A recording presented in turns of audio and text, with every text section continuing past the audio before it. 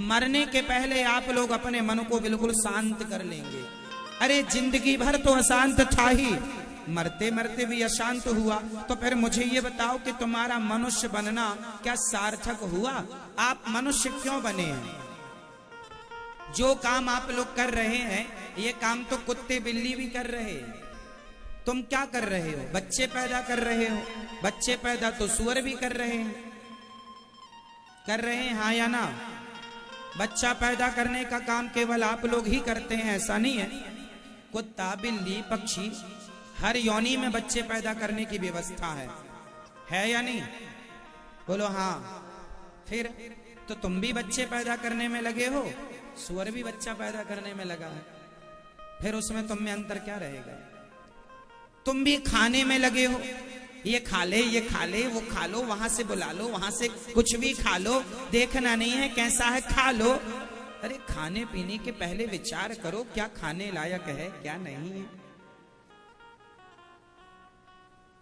हमारे यहाँ तो कोई आदमी मर जाए और उसकी माटी में चले जाए तो घर आते हैं तो नहाना पड़ता है। आप क्या नहाते कि नहीं? किसी के मरने में आप लोग गए हो, घर आएंगे तो नहाना पड़ता कि नहीं? बोलो हाँ, नहाते हैं। सोचो कि मरे हुए आदमी को हम लोग छू लेते हैं तो इसलिए नहाते हैं कि नहाए बिना शुद्धि नहीं होती, मरे को छूने के बाद नहाने पर शुद्धि होती है। और आजकल तो मरे जानवरों को लोग खा जाते हैं। सोचो कि ये कितने बड़े अशुद्ध हैं, इन्हें छूने से तो पता नहीं कितनी बार गंगा नहाना पड़ेगा। मुर्दे को छूने पर नहाना पड़ता है तब शुद्धि होती है, और आप मरी हुई मुर्गी खा रहे हैं। छूने का तो सवाल क्या, खा रहे हैं। अब तुम कितने बड़े अशुद्ध आदमी हो ये बताओ, कहां शुद्धि होगी?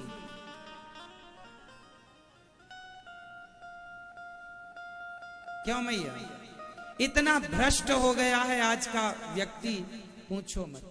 जो मन में आता है भले गलत है, करता अपने मन की है। याद रखो, इंसान हो, कुछ भी खाना काम तो सूअर कुछ भी खा लेता है। क्यों? कुछ भी कौन खाता? कुत्ता कुछ भी खा लेता है, कुत्ता कुछ भी खाता है, सूअर कुछ भी खाता है। उसके अंदर विचार नहीं है क्या खाना है क्या नहीं खाना, अक्ल नहीं है। इनको जगा दो। आपके पास हमारे पास अक्ल है, क्या खाएं क्या ना खाएं, इसलिए वही खाओ जो खाने लायक है। मांस इत्यादि हमारे लिए नहीं, हमारे लिए तो दाल चावल सब्जी रोटी फल फूल सलादें इत्यादि चीजें खाने लायक हैं, वो खाओ भोग लगाकर ठाकुर जी का। खाने का मुंह है तो कुछ भी खाओगे, ऐसा नहीं।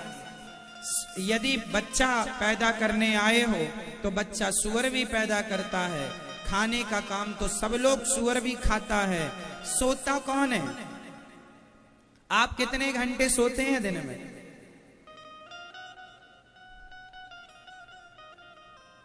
बेटा बताओ, आप कितने घंटे सोते हैं? 1.5 घंटा, 6। रात को कितने बजे सोते हैं? 12 बजे। और कितने बजे जागते हैं? 5:30। सही सही कह रहे हो आप? आपकी माँ कहाँ बैठी है? नहीं। आप कितने बजे सोते हैं? 10 बजे। जागते कितने बजे? 5 बजे। अच्छा,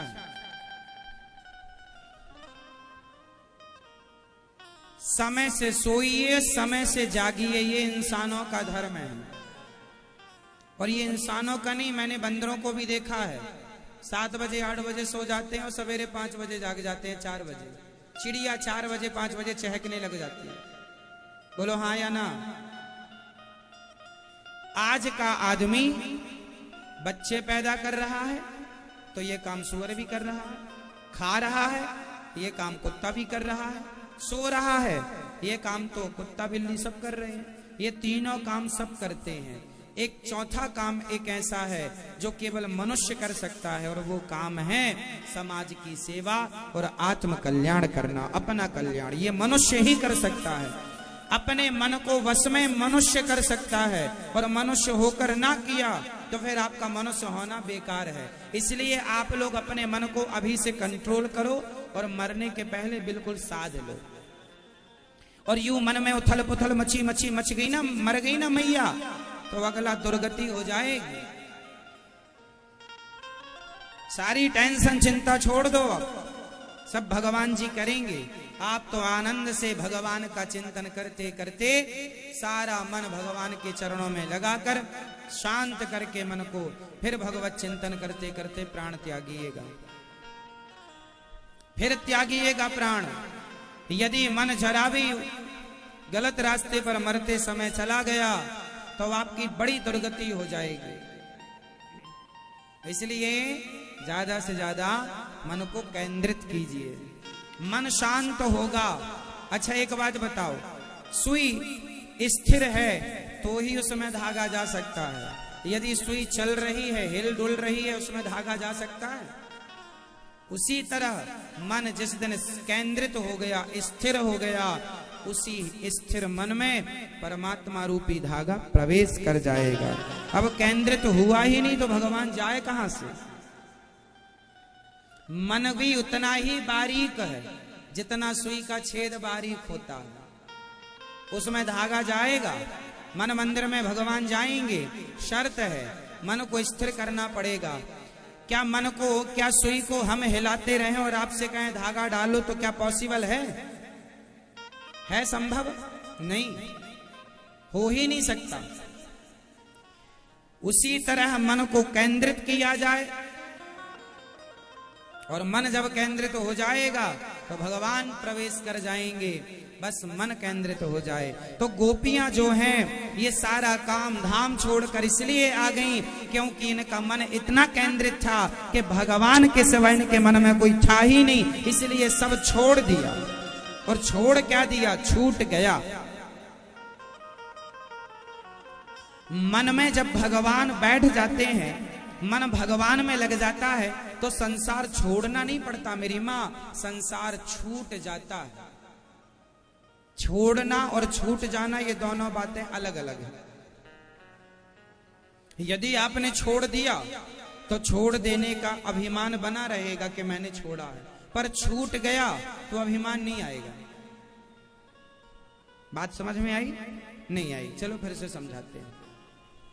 आम जब तक कच्चा होता है पेड़ को पकड़ के रखता है, और वही आम जब पक जाता है तो पेड़ से छुड़ाना नहीं पड़ता, कच्चे आम को छुड़ाना पड़ता है। लाठी मारोगे तब गिरेगा, पत्थर मारोगे तब गिरेगा, पर पक जाए आम तो अपने आप पेड़ को छोड़ देता है। जिस दिन भक्त की भक्ति पक जाएगी उस दिन संसार छोड़ना नहीं पड़ेगा, सब अपने आप छूट जाएगा। ये संसार छोड़ना है। और आप लोग बूढ़े हो गए हो, आपके बाल भी पक गए हैं कुछ लोगों के। अब बाल भी पक गए तो मन को भी पकाओ।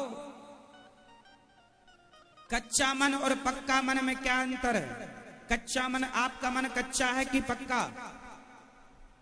जोर से, जोर से। आपका मन कच्चा है कि पक्का? कच्चा मन उसे कहते हैं जो संसार को पकड़ के रखा हो। ये मेरी पत्नी, मेरा पुत्र, मेरा परिवार, मेरा पैसा, मेरी दुकान, सबको पकड़ के रखा है, मतलब कच्चा है। और पक्का कौन है? जो रहे सबके बीच में पर रहते हुए भी पकड़े किसी को ना पकड़े, तो केवल भगवान को पकड़े, मेरे तो गिरधर गोपाल। तो आपका मन माना कि अभी कच्चा है, कोई बात नहीं, पर मरते बाल भी पक गए, मन भी पका लो। मेहंदी पोत पोत के काला कर लिया, ये मैया ने तो लाल कर रखा है सब।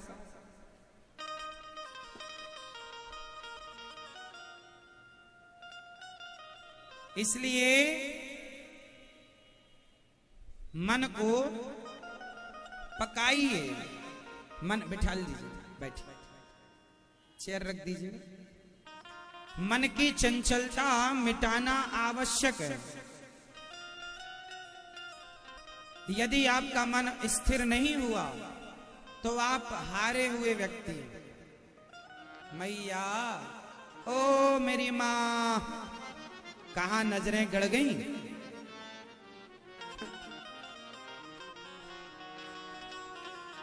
यदि आपने अपने मन को समय पर अपने मन को कंट्रोल नहीं किया तो आप असफल व्यक्ति हैं।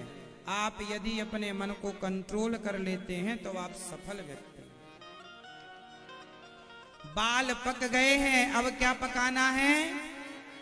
जोर से और जोर से मन।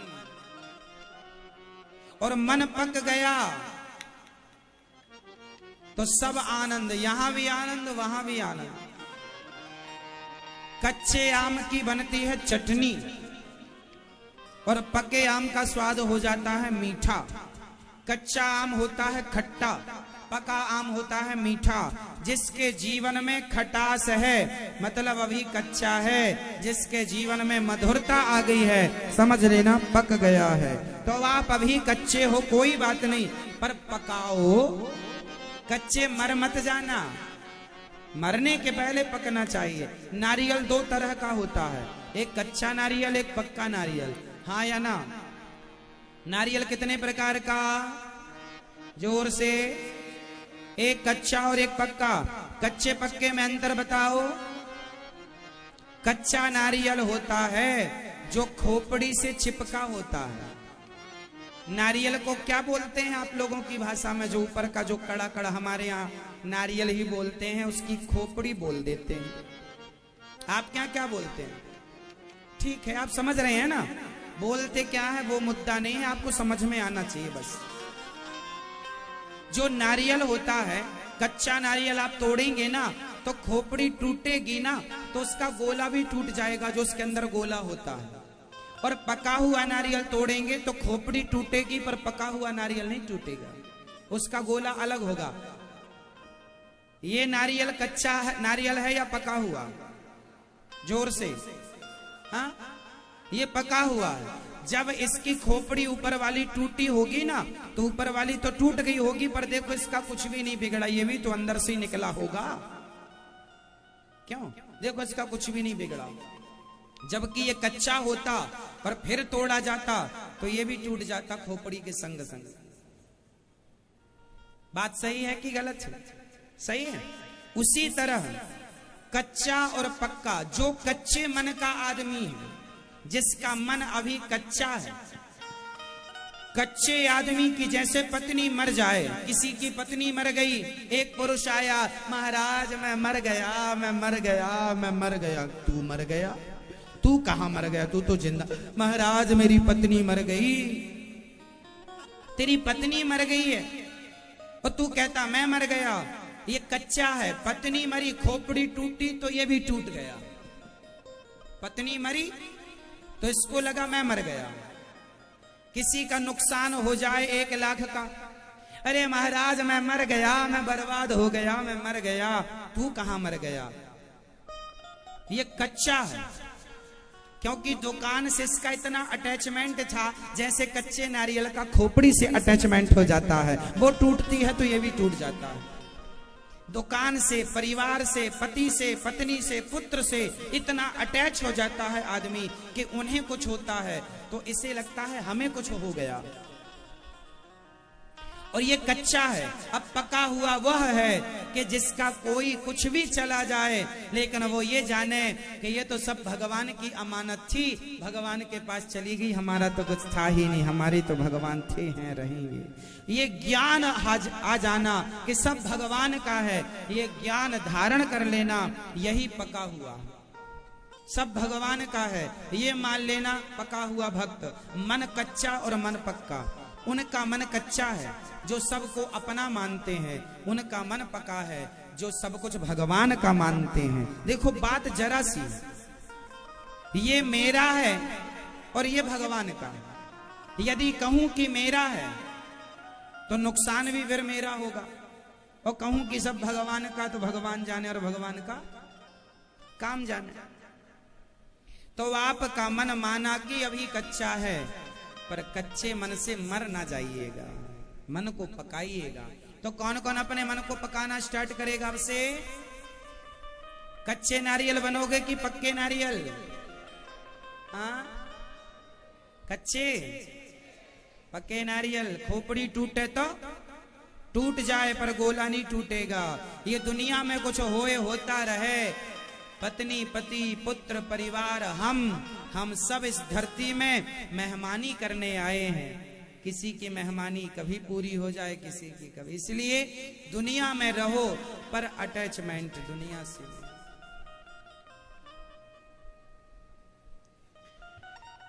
ये छोटी छोटी बातें हैं, यदि समझ में आ जाएं तो बहुत कुछ समझा सकती हैं। यदि समझ में ना जग छोड़ो ना हरि भूलो।